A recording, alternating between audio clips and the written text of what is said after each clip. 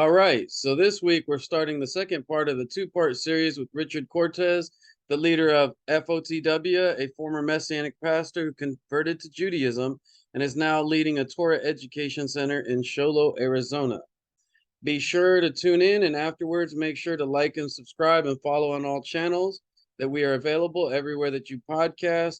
And please follow on Spotify and YouTube, join the Facebook group and join the discussion, and subscribe to the blog and subscribe at JesusTheJewWithinJudaism.com. Make sure you plug in, make comments, and get involved. I look forward to hearing from you guys and enjoy this episode. Thank you for tuning in to the Pulling the Threads podcast. So the people that ended up staying in here, I advised them that me and my wife were planning on converting. But that was just me and my wife. FLTW would, again, at that point, I really didn't know where FLTW was going to play a role. I honestly, I didn't know. These questions are hard to answer because I'm going moment by moment. I kid you not. Every day, I have no idea whether we were coming or we were going. For a whole year, we were almost that way, where I didn't even know. I thought I was going to close the doors. To be honest with you, I said we're going to just shut house and I'm just going to move to Phoenix and I'm going to go join the Chabad. That's it. And my life will be so much easier. I don't have to deal with this nonsense. But the people that were here, the people that remained, really wanted to continue learning. And so it took us a while. It took us a while to kind of figure out what was the role of FLTW. And it wasn't until like maybe 4 or 5 months ago that we realized what the role was. And it was to become a platform here in the mountain. Not necessarily a shul, because I couldn't call myself a shul. I wasn't a convert at that time. It's a different order.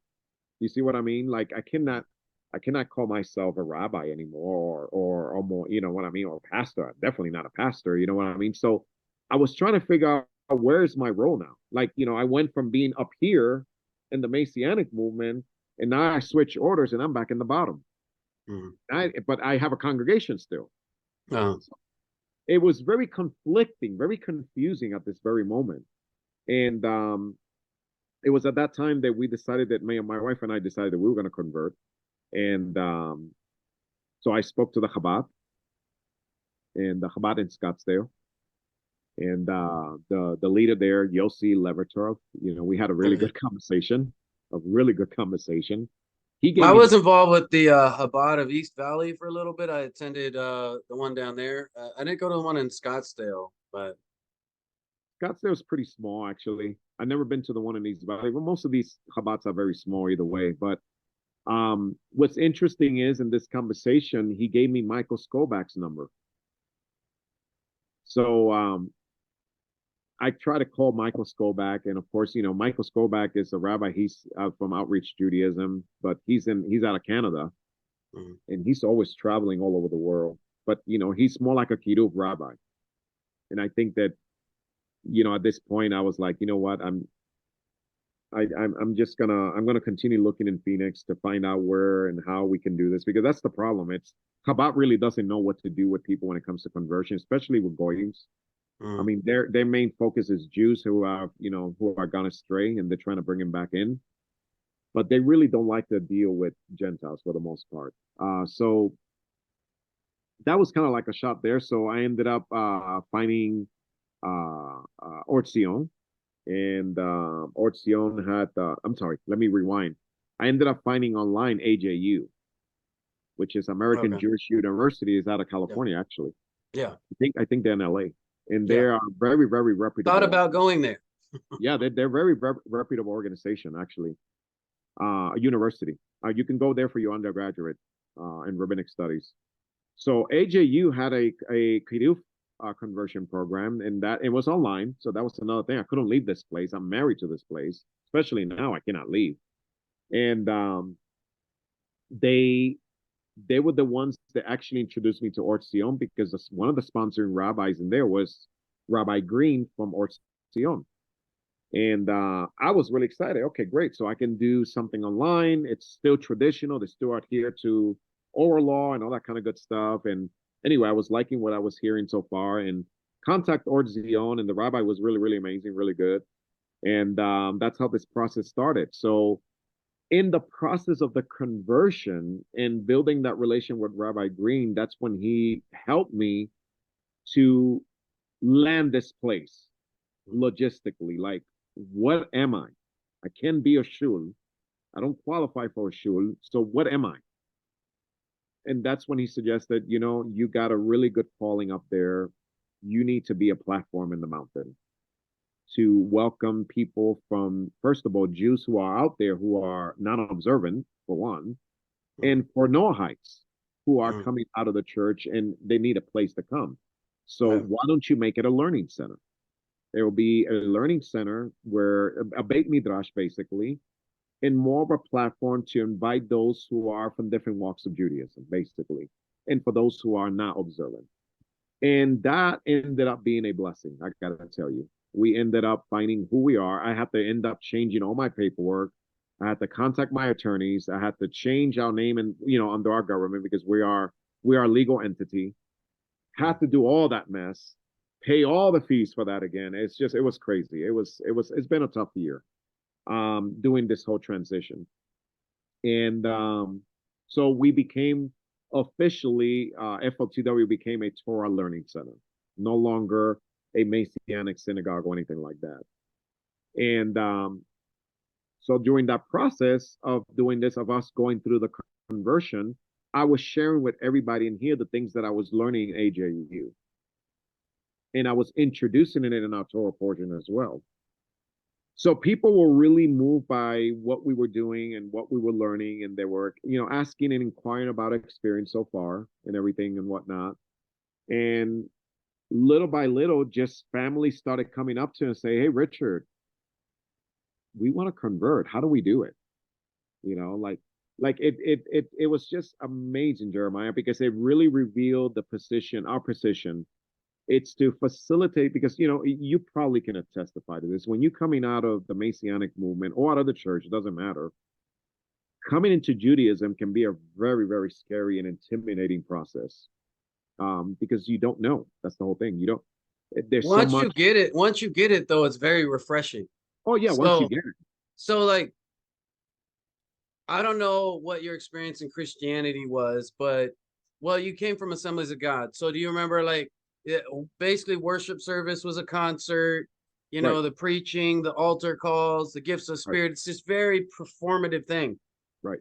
The beauty of a traditional Torah service, there is no performance. There is no instrumentation. It's not, a performance to make me feel good. It's literally an offering where you're giving to God something that's beautiful.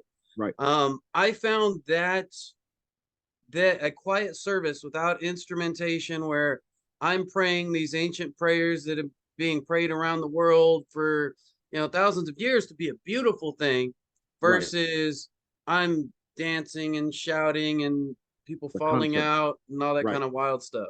Yeah, the concert, basically. Yeah. In the pony show, essentially. Yeah.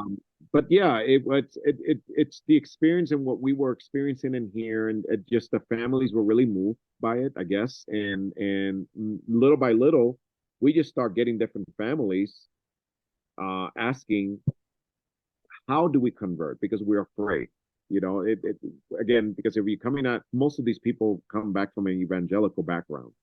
So coming to Judaism can be, again, it can be intimidating because you don't know. If you don't know, it can be intimidating because you got the whole saying, the rabbis turn you down, all these different things. The Jews are really, they're not friendly, so all this imaginary things that they're in people's mind, they're wonders in people's mind. They're afraid of the rejection. So we became somewhat of, again, a platform and an anchor to where they can, okay, we got a lead now. We got these people that we know. They got a foot in. Oh, we definitely want to know, because we love to, but we're afraid, basically. So little by little, just families just started coming up to us and saying, we wanna convert. Now, here's the interesting thing. I got a family that was watching us from Utah, the state of Utah. They ended up moving from Utah to this region right here. just to come and join us, to be a Wow. part of this, and the whole entire family converted with us as well. So that's how it was really, really an amazing. It was just like miracles. The people, I was just getting phone calls from different people and saying, "Hey, we heard that you're converting, and what is that like?" That was the questions that I was getting. What is that like? Mm. Did they turn you down? Did they turn you down? Did they do this? Did they do that? And I said, there's some elements of that is true. It wasn't easy. Coming to Judaism wasn't necessarily like, hey, sure, come on in. I mean, there was a little bit of a resistance, nothing like orthodoxy, but there was some resistance still, at least where I came from.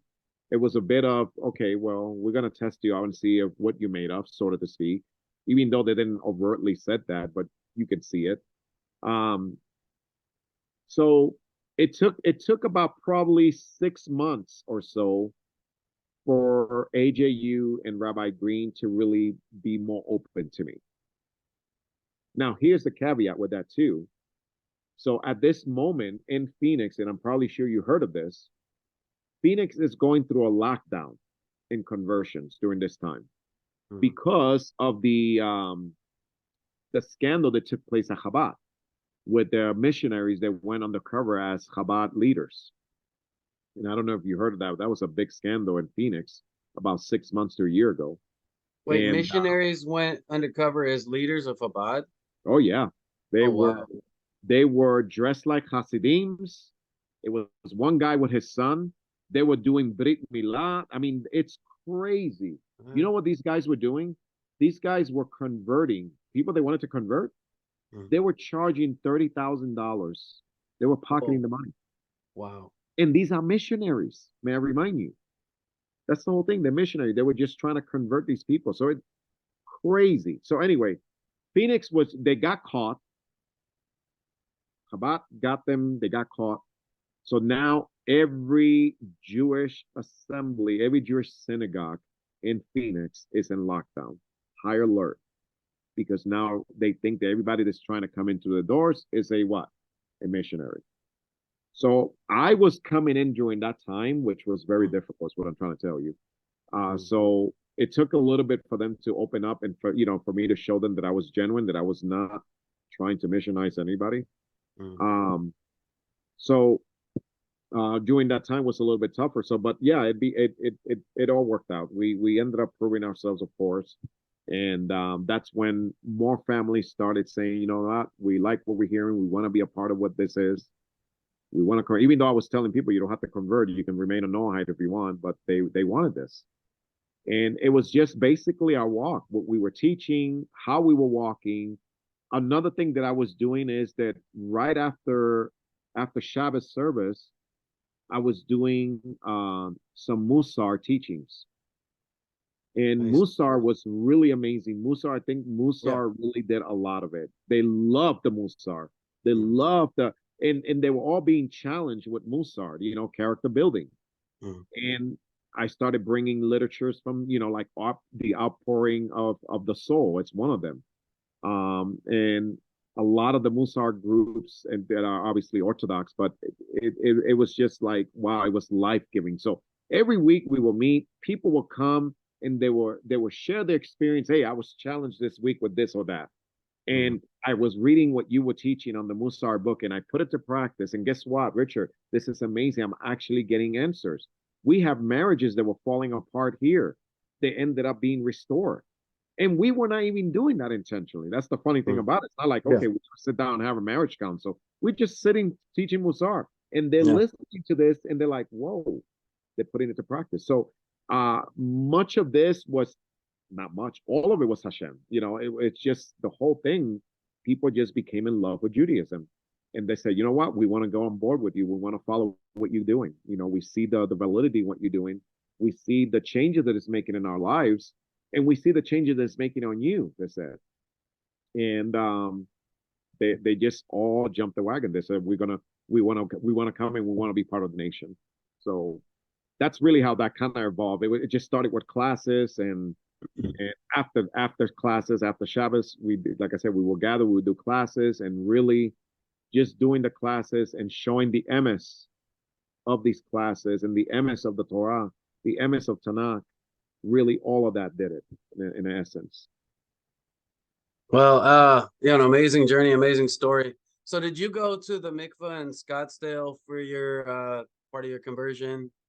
Yeah, yeah, we So did that that. I went there, and me and my son went to the mikveh because my son, when we went through conversion, it was right before Rosh Hashanah 2014. It was Oh a wow, beautiful experience going to the mikveh with my son, and him, because he did Hatafat Dam Brit, and right, right, both of us, we completed our, everything for conversion and the mikveh and everything. And so, yeah, we went to the mikveh there in Scottsdale. It was a beautiful experience to be able to do that with my son. oh, Beautiful experience. Like, I mean, I'll absolutely, treasure that forever, Um, absolutely, amazing experience. Um, yeah, wow. So Musar is a beautiful tradition, though. New Shul, the synagogue I was going to when I was going through conversion, we did Musar. Um, definitely love the ethical aspects, the right. meditative practices. It's a beautiful practice that adds a lot of value that I feel like I carry with me and constantly try to be in that kind of state. So Right, that's a right. beautiful thing. It Um, challenges you. It really challenges you, yeah. in a very positive way.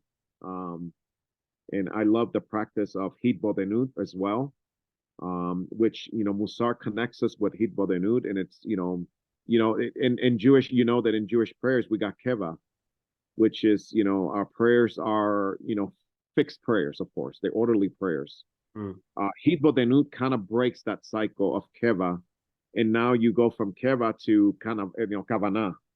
And in the kavanah and hitbodedut, you really connect with Hakadosh Baruch Hu at a very, very personal level, and it really helps you refocus and challenge really the things that are within you. So my wife right now is actually training as a TMI for a Musar Institute right now, Wow. Okay. Cool. to become That's a cool. facilitator for Musar. That's how valuable, and it's changed her. I mean, the change in here has just been amazing, Jeremiah. The change has just been surreal. We hear, and for so many years in Christianity, both in Christianity and Messianic Judaism, we were trying to find the change. How can we change? How can we change? And it wasn't until we came to Judaism and found Musar, that really it just speaks to your soul, and it challenges you again in a very positive way. And I really believe that it deepens um, your connection with Hakadosh Baruch Hu. But as a Jew, it really, really solidifies and identifies more really what the role of a Jew is. Mm. It just really, really brings it to the surface. So it's been a blessing for all of us in here. All right. So, when did you guys complete your conversion, and when did the members of your congregation convert? Like, when did that happen? So actually, our official conversion took place right before the month of Elul, the Okay. beginning of Elul. That's a good time. A very good time, a Yeah. very, very good time. And we did it as a group together. That's what's so beautiful. We all decided let's do it together as a group, because my wife and I were already in that process, but we actually waited. We ended up finishing our program, Mm. and we waited for the group to finish their program so that we can all do this together. Like, I could have converted probably 6 months ago, Mm. but I postponed my conversion so that I can do it with the group. And I'm glad that I did. It was very, very emotional, needless to say, for Mm. all of us. That Well, was a welcome to the very tribe. Welcome to the family, and Mazel 100%. Tov to you and uh all you guys up there in Sholo. That's amazing. I mean, that's a beautiful experience.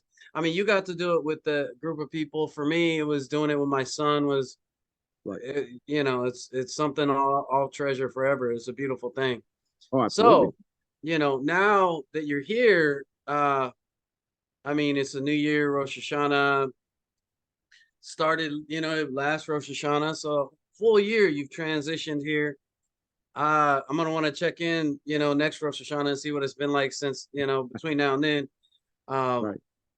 but quite the experience. So how do you look at, I want to ask you a couple things about, so you were in the Assemblies of God, Right. which means they believe in the gifts of the Spirit, speaking in tongues, Right. apostles and prophets. Right. How do you make sense of, I mean, you saw people speaking in tongues, people Right. laying on of hands, claiming there is healing. Um, I've never seen a true miracle with any of the laying on of hands, maybe psychosomatic healing, Right. but how do you make sense of that fervent belief that there's spiritual gifts, albeit in the context of intense worship experiences, intense altar calls, Right. human driven action? But what do you make sense of your experience there looking back now?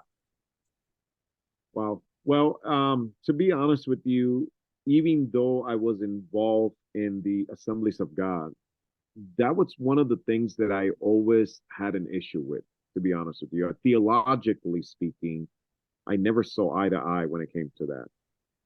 Only because even back then, I remember being surrounded by people who were quote unquote receiving the gift of the Spirit. And I always been a very logical person. Like I like to hear logic. Logic is a big part of who I am. So I would ask them, what was your experience when you were speaking in tongues? And what were you saying, by the way? And of course, the answer that they gave me was just wasn't satisfactory. So it was, a lot of them tell me that they didn't know what they were speaking. So I was like, well, that to me was a problem because you're supposed to know what you're saying. You could be cursing God. Even Paul said that, by the way. So I never felt comfortable around it. Never really believed in it, even with the healing and everything. That was just one of those things that I. That's why, as a matter of fact, we ended up leaving the Assemblies of God and went to Southern Baptists for that reason. Now the Southern Baptists are completely opposite. They don't believe in none of this nonsense. And that's where I felt more at home, so to speak, only because I didn't have to deal with that. But Southern Baptists, of course, has their own issues as well. Um, but that to affirm to you, I never felt comfortable, which is the reason why I left it. We ended up going Southern Baptist, and within the Southern Baptist Association, of course, theologically, again, this is what I was in my search. Like I knew I didn't fit in Christianity. And I knew that when I felt when I was young was absolutely true, because now as an adult and looking at this in a more objective way and be more open, more receptive to listening to what they have to say and logically hear what they have to say, it still did not sit well with my neshama. And, point being taken is that, that's what Hashem used to get me out of it, and bring me into Messianic. As crazy as that sounds, bring me to the Messianics to lead me As to a where transitional point, like, trying Yeah, to bring you through. Now, right, as a Jew, like all of our souls were at Mount Sinai. right, Mount Sinai is the giving of the law. So my big question with all the spirit stuff within Christianity is, why do people filled with the Spirit not compelled to follow the laws of God? If right, it's the Spirit of God, right. why do they live lives in contradiction to the laws of God? Absolutely. Therefore, what kind of spirit are they being filled with is the big question for me. Oh, But absolutely. it doesn't seem to fully track. You mentioned on something, the anti-Jew, that I'm going to kind of touch on, the anti-Judaism of the New Testament Right, actually manifests as anti-Semitism at its core. Um, right, Now, within the Messianic movement, they try to say eschew replacement theology, yet they say you're a completed Jew if you're in Jesus, which is replacement theology. oh, I absolutely. do not accept their convoluted way of saying, "Oh, we don't believe in replacement theology, but you're Right, not a completed Jew unless you believe in Jesus." right, But they're telling Gentiles who are, a lot of times they're telling this to Gentiles who are playing dress up. I'll right, get there in a minute, but they're telling them that you have to, believe in Jesus to be a completed Jew, right, yet right, not offering conversion to those Gentiles. Now, I read right, a book, and the reason I said dress up, Rabbi Carol Harris Shapiro wrote a book on Messianic Judaism. She's like, I think she was Reformed rabbi. Okay. And she refers to most of the Messianic movement as Gentiles playing dress up or dressing up in the name of the cross to convert people. Right. I find very offensive. I mentioned that to Tovia Singer. It's very offensive. The Gentiles playing dress up. If you're studying Torah and you're dressing this way, if you believe it, then you should become a Jew and stop playing dress up. Right. I mean, it's like my thing. Right. But the anti-Judaism of the New Testament, all the places that were inserted into the text, I say inserted because it probably wasn't there originally, where it says statements about the Jews, condemning the Jews for somehow convincing the Roman government to crucify Jesus for wanting to be king of the Jews, like somehow putting that blame on the Jews is the foundation of Christian anti-Judaism, and it goes into Messianic Judaism. Right. The statement completed Jew is an anti-Judaism. Oh. It is anti-Semitism at its core. It is a disgusting statement, but it goes back to Jesus is everything. He replaces the Torah, therefore the Torah is no longer valid, though they say he told us to fulfill Torah. It's the most convoluted thing ever. I mean, how do you grapple with the anti-Judaism of the New Testament and its manifestations of Messianic Judaism? Right. And well, it's very hard to grapple with that. And the problem I think with that is that, and I can't speak for other people. I can only speak from where I was at one point, is that it really becomes very subtle. Like a lot of these things, you really technically never pick up on it. Like for instance, how the New Testament obviously mischaracterizes the Jews. It's something that you start seeing once you come to Judaism. But if you're coming from Christianity, it's very subtle. You will never see it. And I don't really believe technically a lot of these people, personally, I don't think they see it. In other words, they're being taught how to hate Jews without them not knowing it. Yeah. That's the problem. But they're told they're loving Israel and they're loving Jews while doing it, which is the most deceptive thing about it. Yes, that's really the scary part, is that a lot of these evangelicals really have no idea that the Christian Bible essentially it's teaching them how to hate. Now that statement right there, if I were to say that statement in a church today, I will be called, obviously a heretic, or this is sacrilege. We don't hate, we are people of love. But because it is so subtle, that's the danger. It's so subtle that you cannot see it.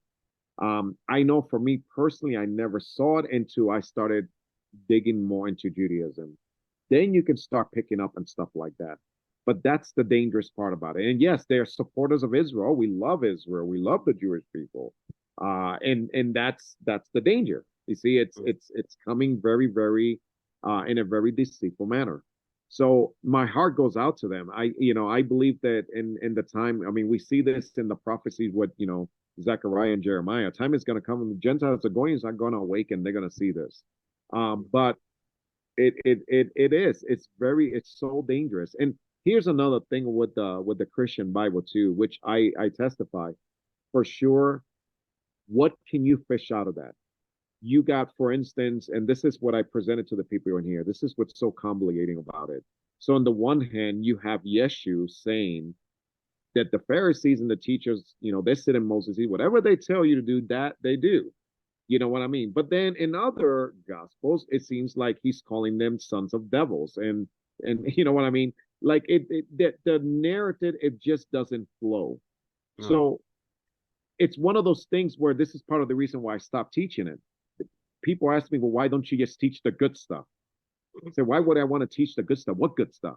And just go to Torah. I mean, Torah is where you should go. Like, absolutely. And not to mention, well, if I do that, then I'm going to be accused for handpicking what I want to hear from the gospel. You see, because now there's the flip side of that. And then let's not even talk about Paul.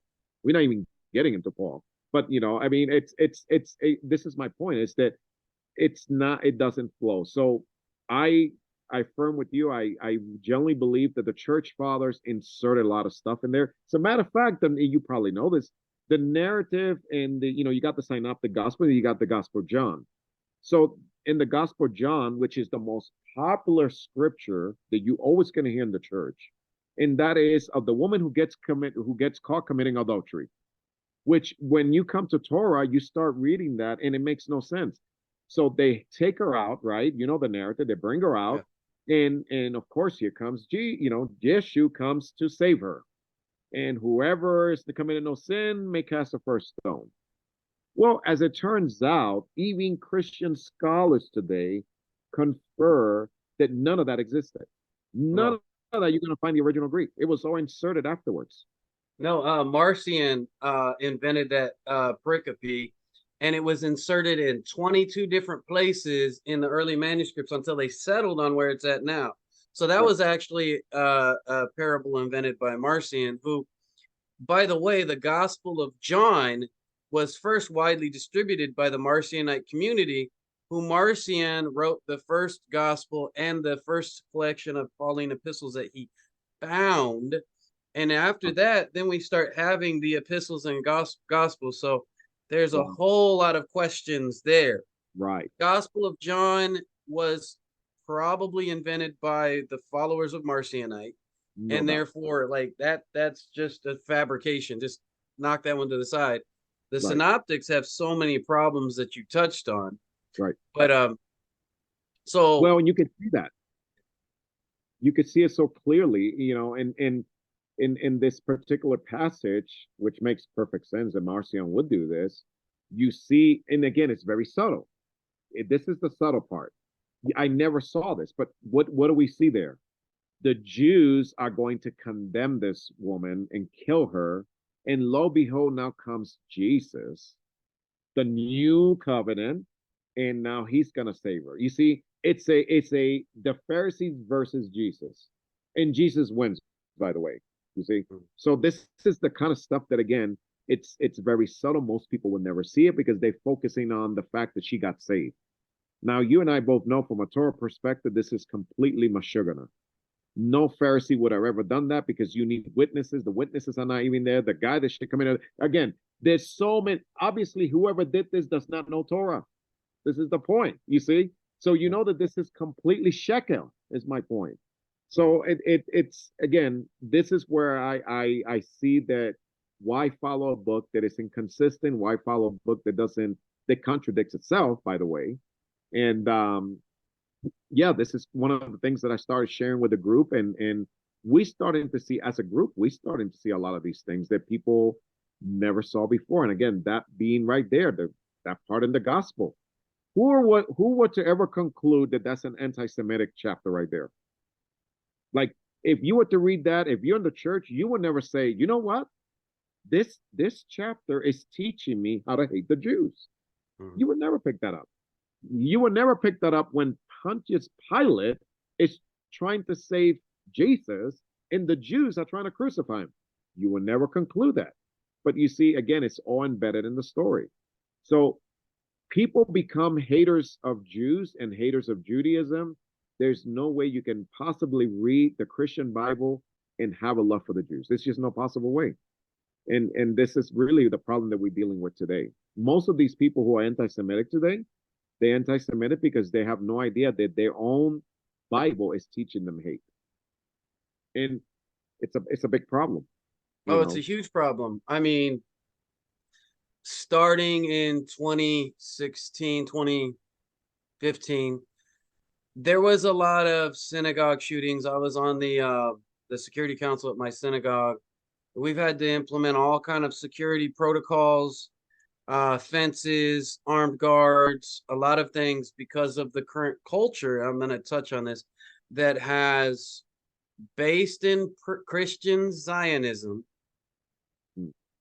and evangelicalism, right? Which this, Jerusalem is the capital of Israel, but politically, the evangelical support of Christian Zionism has led to, the political statement that Jerusalem is the capital of Israel, which for Jews is always We don't need a political party to tell us. It doesn't. Yeah, that's absolutely. irrelevant for us. It is the capital.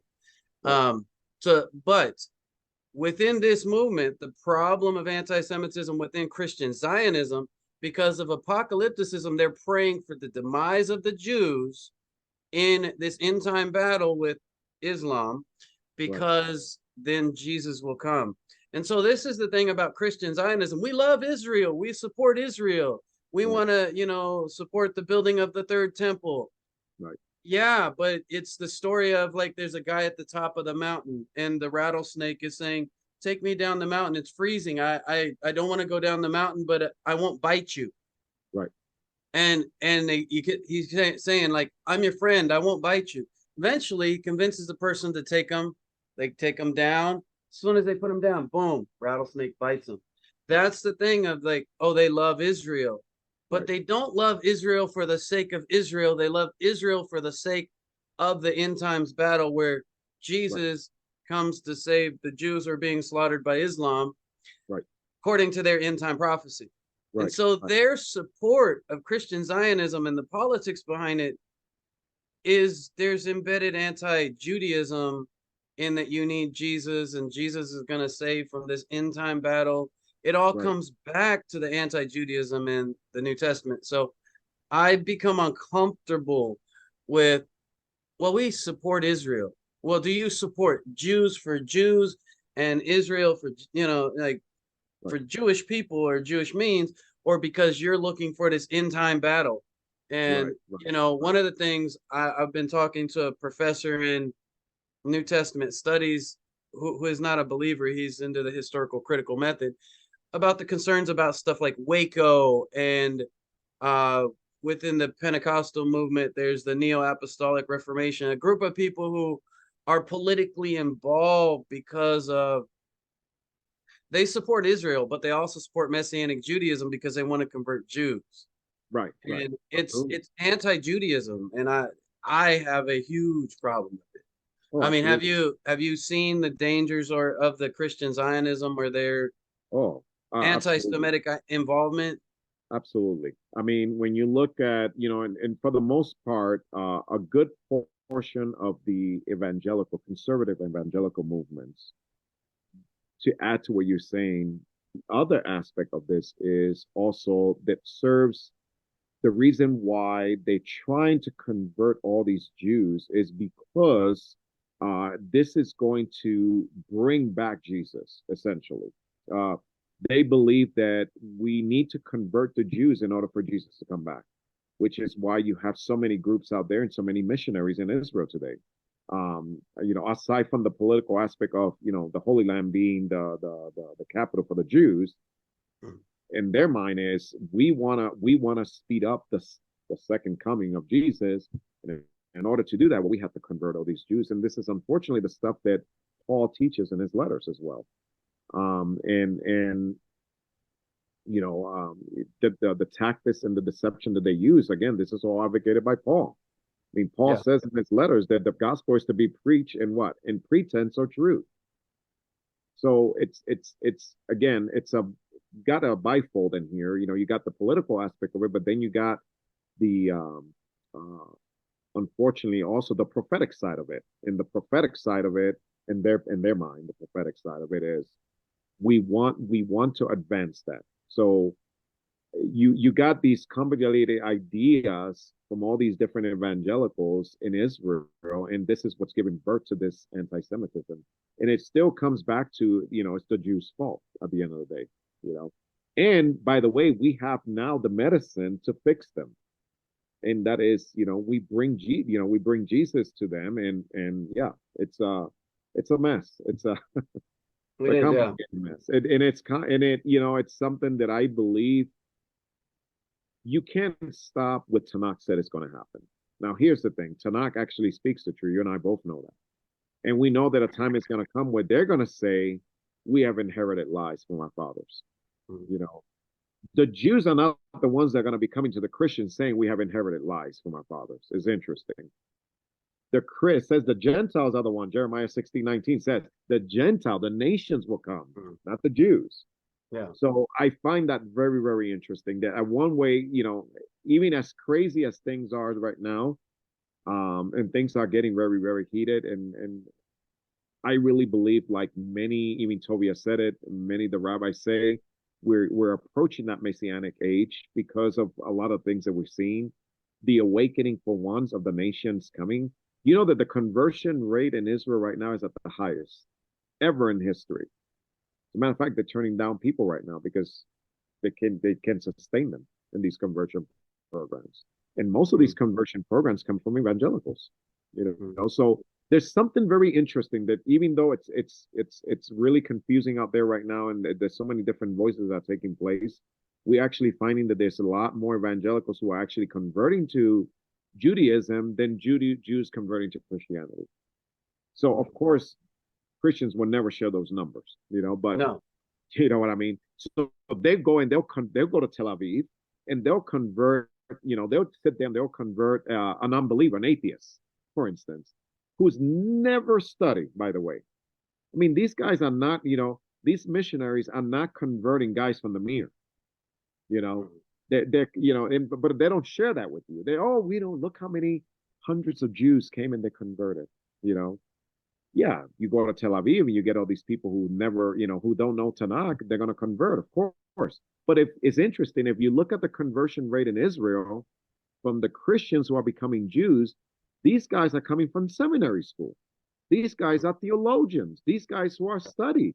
So the difference is you got ones who are coming and they're up, and the other ones who are turning and coming to Jesus at the lowest level. It's an interesting ratio there. So it's I believe it's all part of what Hashem is doing in these last days, and I think we're very fortunate to be a part of that, to have the eyes to see, you and I and many others who are doing the same. So, and now I think the advantage that for me personally, I think one of the advantage that we have is that we've been in that world. Even Nissim Black is a kirub, he's a convert. Yeah. And he comes from this world. He was once upon a time a Muslim. So he comes from this world as well, and we're at a platform. I think we are at a platform where we can reach the demographic right now, which the greater demographic here is goyim that are coming out of the church. Yeah. Living in a Jewish community, like for instance in an Orthodox community, you're so limited what you can do. You're stuck in the eruv basically, and your audience. Who's your audience in the eruv? Jews, account for less than 7% worldwide. So think about it. Most of the work is done right now. Most of the work, it's dealing with the goyims. It's dealing with the people who are coming out of the church. It's dealing with people who are coming out of Messianic Judaism. So I think that we find ourselves in a very unique position, is what I'm saying. Because now that we are in Judaism, we can be that voice for these people who otherwise will never come because the intimidation of Judaism. So I think that's something I'm trying to do here.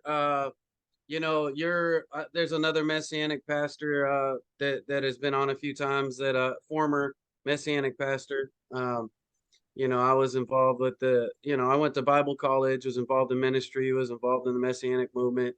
I don't know. When you look at Christian origins and unbiased, the historical critical method, right. The history of Christianity invalidates Christianity if you look at it. Yeah. And the problem for Christianity is that Judaism still exists. Oh yeah. So the impetus to convert Jews is like this thing that is saying like we're just a man-made religion is a problem. So there is an impetus to like try to get that eyesore out. So that's why the missionaries try so hard. Right. Yeah. You mentioned Paul is the problem, and Paul said the thing that is the jux of the problem. I become a Jew to the Jew, right, and a Gentile to the Gentile. Therefore, right, you're neither authentically any. And the biggest problem with Messianic Judaism, the biggest problem, is Jews pretending to be Jews to convert Jews, Gentiles pretending to be Jews to convert Jews.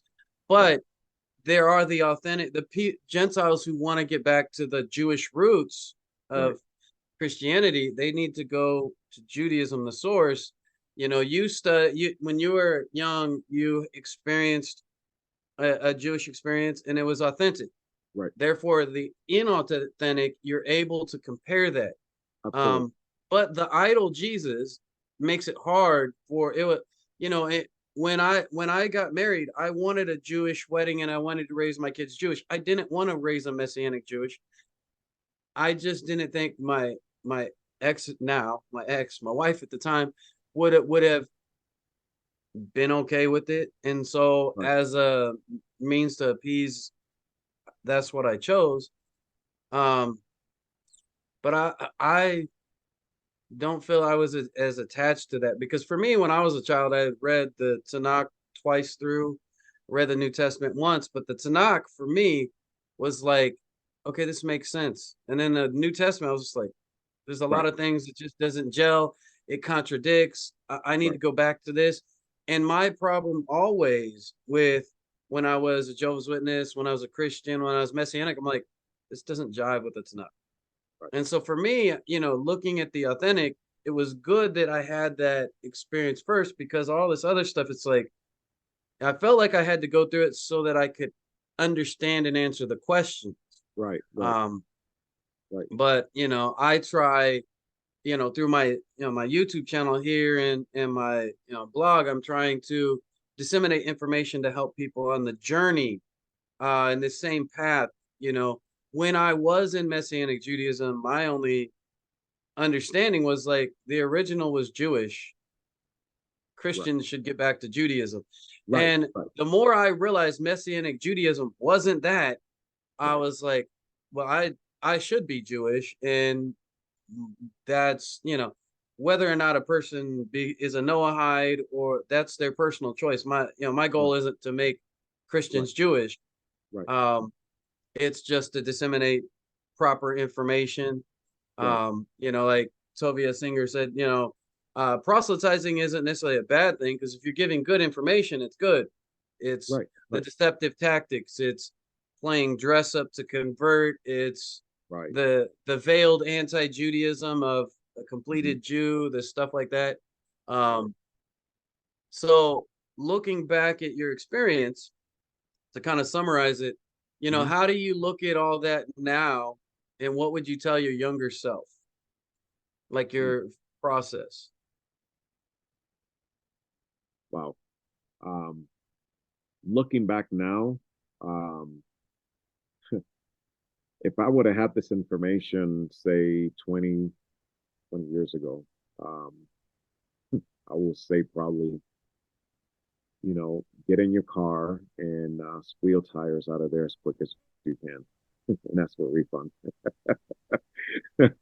Um, and really in the most polite way.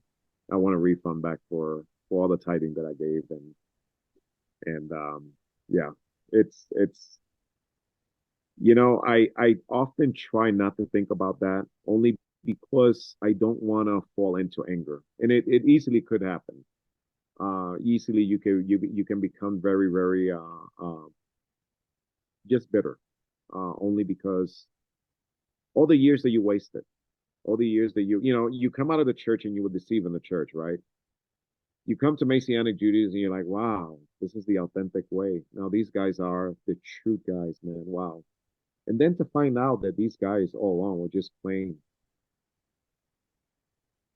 Jewish, essentially. Um, it's so easily you can easily, and I actually, by the way, I've seen this. I've seen people in this movement literally become atheists after their experience in Messianic Judaism. They Yeah. gave up on religion altogether. It's only a few people that I know that way, but it can easily happen. So I try not to meditate too much on stuff like that. I try to look, and Musar teaches me this. Just look at things in a positive way. It was a learning curve, and you learn. Um, and now you can meet people that are there. You can meet people who are coming out who are very very angry at this point. They were already angry when they came out of the church, and you know this. The Messianic movement is just it's a mixed batch of angry people from different denominations.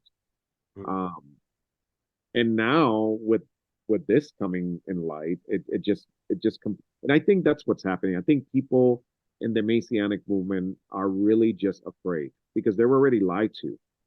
And I think we're dealing with a lot of emotions right now, with serious emotions right now. And I think this is the reason why you feel that backlash coming at you. There might be some essence of anti-Semitism there, but I think there's more fear than anything. Because again, they don't know now what's true. They thought once upon a time that Christianity was true. They really believed that Messianic Judaism was it. And now to find out that this is a lie too, like where do you go? So Yeah. you know what I mean? I think this it's really hard to decipher in the Messianic movement who really is anti-Semitic and who is just really acting out of emotions, is what I'm saying. And I think Well, there and might and be you have the idol Jesus kind of in there too. So right, it's right. it's those two things plus the idol of Jesus. It's hard to give up the idol. Oh, Um, absolutely. and so I try Absolutely. to have a holistic approach and acknowledge that I've had people who become atheists on my channel because it's just dealing with the human emotion of Right, coming to terms with it was all a lie and it's a loss, and right. it's got to be okay to deal with those feelings and those emotions. Right, um right. And there's got to be a place. And I really believe there's this, I really believe personally with all my heart and all my neshama that this is where people like yourself and others who are coming out of this to be that support, to be that team, to be that again, you need that because again, it's really emotionally can disturb you in so many different ways. And not just emotion, but spiritually as well. yeah, You find yourself that all your life you've been lied to, and now I mean, how do I know that you're leading in the right way? And that's kind of a little bit of what we got in here, to be honest with you. Initially, when we broke the news to people, I can see that in people. I can see the hopelessness in their face and fear more than anything, fear. So um, we really dealing with so many different different emotions, and yeah, the idol plays a role because all their life they've been told that if they don't accept this idol, they're going to perish in hell. So that's still echoing in their minds. Even when they came to Messianic Judaism, that never went away.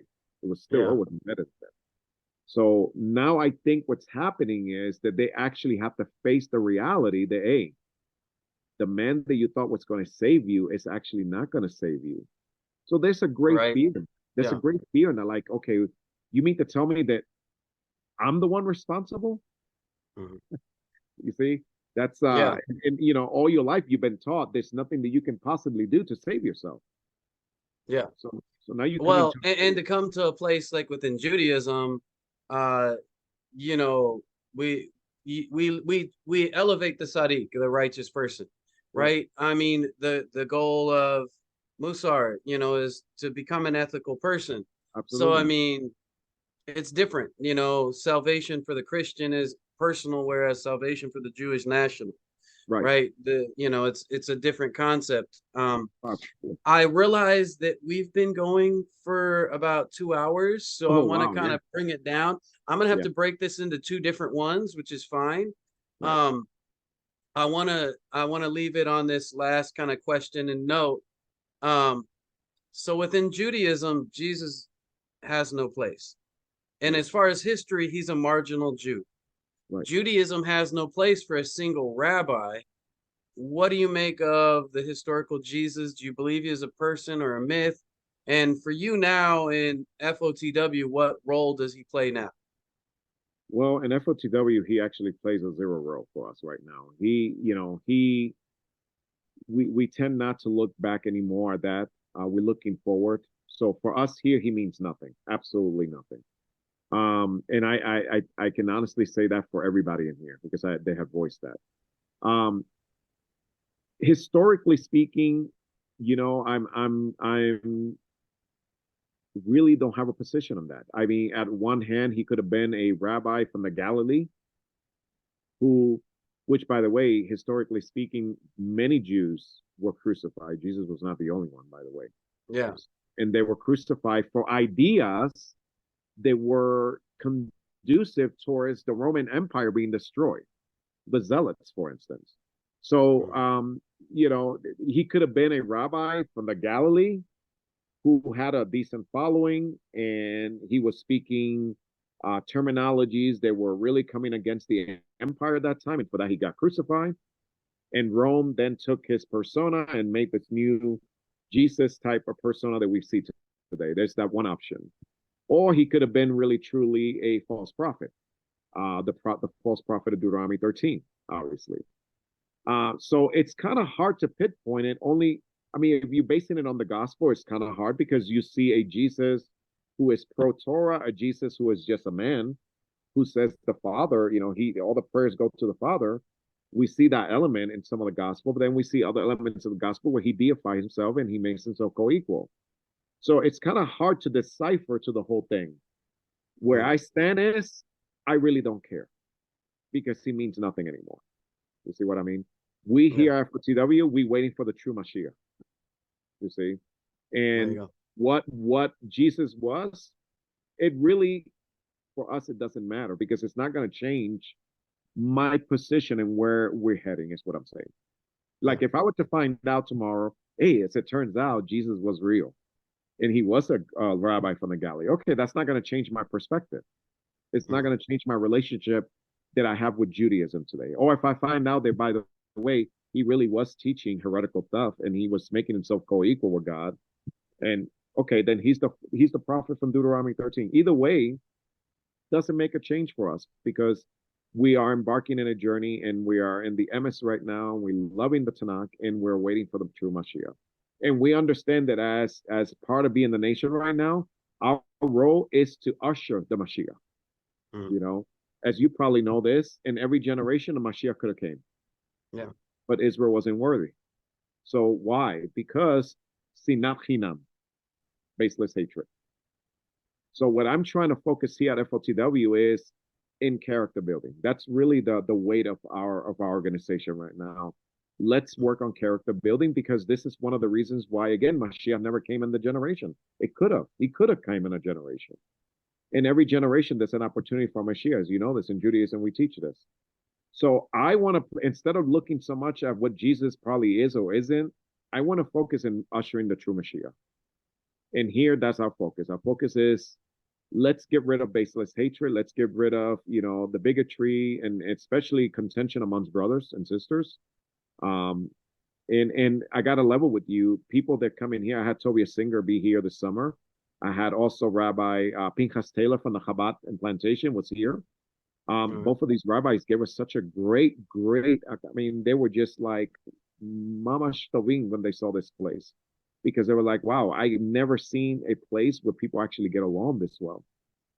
Outside of Judaism. Because in the shuls, you know, people get along. You know, we argue, but at the end of the day, we hug. But outside of that, as a matter of fact, this was such an impact for them that Rabbi Pinchas Taylor has an organization called the American Faith Coalition. It's called the AFC. We're a part of this coalition. Our picture is in the front of his website. Like that is the page, because this is ideally what he is trying to accomplish right now. So we're seeing that there's a change. Even Chabad, he's Chabad.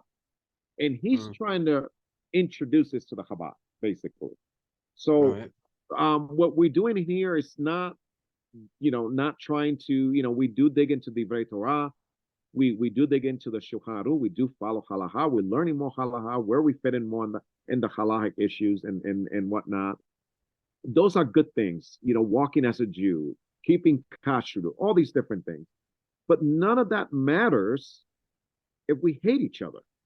None of that matters if we're harboring hatred. I mean, this is basic 101 Judaism is what I'm saying, you know? And I think that a lot of times, especially coming into Judaism, we can get so wrapped up with the mitzvot and, okay, how do I do this mitzvot? How do I do this mitzvot exactly? And we can just get so wrapped up, and you know, it can be overwhelming. There's so much that we lose track of really what we should be doing as at a basic level. I'm saying, as a shoresh, as a foundation.